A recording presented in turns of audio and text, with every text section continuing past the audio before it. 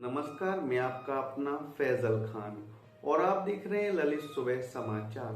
वक्त हो चला है खबरों का, तो आइए एक नज़र डालते हैं। सुप्रीम कोर्ट ने अलीगढ़ मुस्लिम यूनिवर्सिटी को लेकर बड़ा फैसला सुनाया है।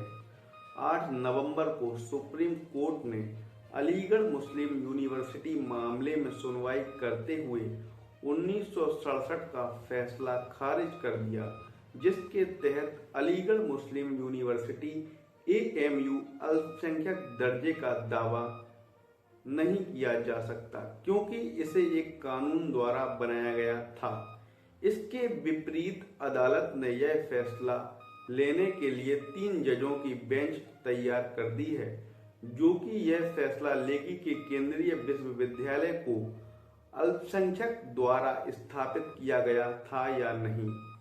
एक मीडिया रिपोर्ट में बताया गया है कि मुख्य न्यायाधीश DY चंद्रचूड़ की अध्यक्षता वाली 7 जजों की संविधान पीठ द्वारा सुने गए मामले में विचार किया गया कि क्या अलीगढ़ मुस्लिम यूनिवर्सिटी संविधान के अनुच्छेद 30 के तहत अल्पसंख्यक संस्थान है।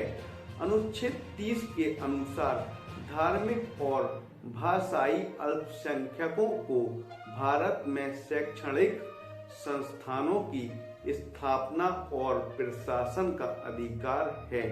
आइए जानते हैं क्या है अनुच्छेद 30। यह आर्टिकल भारत के संविधान का एक अहम अनुच्छेद है।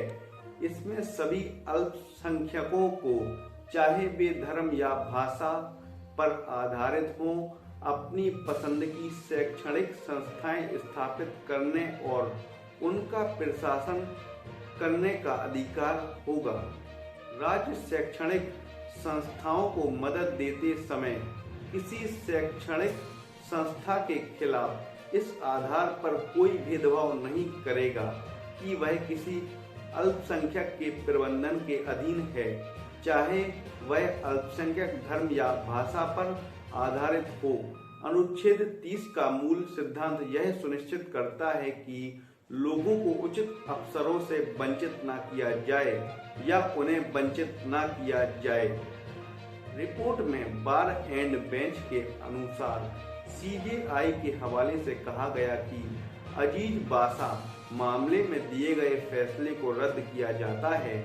AMU के अल्पसंख्यक दर्जे का फैसला वर्तमान मामले में निर्धारित परीक्षणों मुद्दे पर फैसला करने के लिए एक पीठ के गठन के लिए CJI के समक्ष रखे जाने वाले कागजात और 2006 के इलाहाबाद उच्च न्यायालय के फैसले की सत्यता के आधार पर तय किया जाना है। CJI DY चंद्रचूड़ ने बहुमत का फैसला लिखा, जिस पर जस्टिस सूर्यकांत, दीपांकर दत्ता और SC शर्मा ने असहमति जताई थी। रिपोर्ट के अनुसार 1967 के KS अजीज बासा बनाम भारत संघ के मामले में 5 न्यायाधीशों की संविधान पीठ ने माना था कि अलीगढ़ मुस्लिम यूनिवर्सिटी अल्पसंख्यक संस्थान नहीं है। इसमें AMU अधिनियम 1920 का हवाला दिया था, जिसने विश्वविद्यालय की स्थापना की और माना कि यह न तो मुस्लिम समुदाय द्वारा स्थापित किया गया था और न ही प्रशासित था। संविधान के अनुच्छेद 30(1) के तहत अल्पसंख्यक शैक्षणिक संस्थानों के लिए एक आवश्यकता है। पीठ में जस्टिस संजीव खन्ना, सूर्यकांत JB पारदीवाला, दीपांकर दत्ता, मनोज मिश्रा और सतीश चंद्र शर्मा शामिल थे। पीठ ने 8 दिनों तक दलीलें सुनने के बाद 1 फरवरी तक अपना फैसला सुरक्षित रख लिया था। शुक्रवार को संबंधित मामले में 4 फैसले सुनाए गए, जिनमें से 4 जजों ने बहुमत का फैसला सुनाया, जिसमें CJI शामिल थे। वहीं दूसरी ओर 3 जजों ने उस पर असहमति जताई। असहमति जताने वाले 3 जज जस्टिस सूर्यकांत, जस्टिस दीपांकर दत्ता और जस्टिस शर्मा थे। असदुद्दीन ओवैसी ने क्या कहा अलीगढ़ मुस्लिम यूनिवर्सिटी पर आए सुप्रीम कोर्ट के फैसले को लेकर, आइए जानते हैं। यह भारत के मुसलमानों के लिए एक महत्वपूर्ण दिन है। 1967 के फैसले में एएमयू के अल्पसंख्यक दर्जे को खारिज कर दिया गया था, जबकि वास्तव में ऐसा था। अनुच्छेद 30 में कहा गया है कि अल्पसंख्यकों को अपने शैक्षणिक संस्थानों को उस तरीके से स्थापित करने और प्रशासित करने का अधिकार है जो वे उचित समझते हैं। अल्पसंख्यकों के स्वयं को शिक्षित करने के अधिकार को बरकरार रखा गया है। मैं आज एएमयू के सभी छात्रों की योग्यता को बधाई देता हूं। इससे कोई फर्क नहीं पड़ता कि विश्वविद्यालय संविधान से पहले स्थापित किया गया था या सरकार के कानून द्वारा स्थापित किया गया था। यदि अल्पसंख्यकों द्वारा स्थापित किया गया है तो यह एक अल्पसंख्यक संस्थान है। बीजेपी की सारी दलीलें खारिज हो गईं। बीजेपी ने इतने सालों तक एएमयू को अल्पसंख्यक दर्जा देने का विरोध किया है। अब यह क्या करने जा रहा है?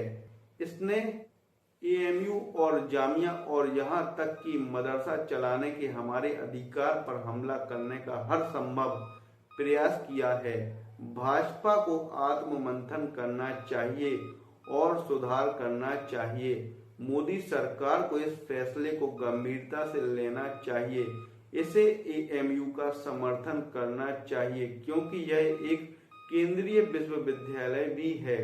एएमयू को लेकर अल्पसंख्यक दर्जा देने के मामले में आए सुप्रीम कोर्ट के फैसले पर all India Muslim personal law board के सदस्य मौलाना खालिद रशीद फिरंगी महली ने कहा, हम सुप्रीम कोर्ट के फैसले का स्वागत करते हैं जिसमें 1967 के अपने फैसले को खारिज कर दिया है, जिसमें यह तय किया गया था कि एएमयू अल्पसंख्यक संस्थान नहीं होगा।